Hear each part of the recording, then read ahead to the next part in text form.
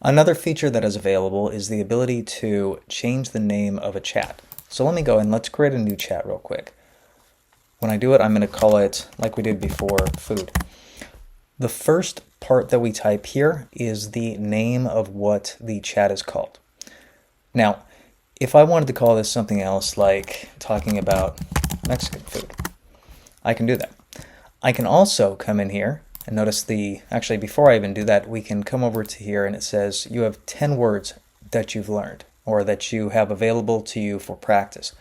However, if I come over here and click on Mexican food and I hover over the trash can icon, I can delete this chat. Now, if you delete this chat, you cannot bring it back. It just wipes it out completely. However, if I delete it and I come back, notice I still have 10 words that I can practice. So I don't lose my vocabulary, I just lose that chat.